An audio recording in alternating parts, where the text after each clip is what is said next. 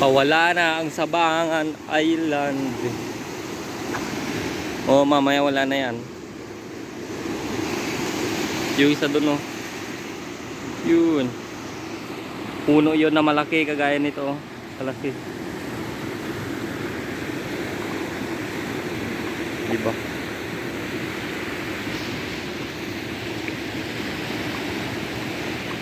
Tapos tinambak pa yung mga basura dito, oh. Oh, wala na. Kalagayan ng Sabangan Island ngayon.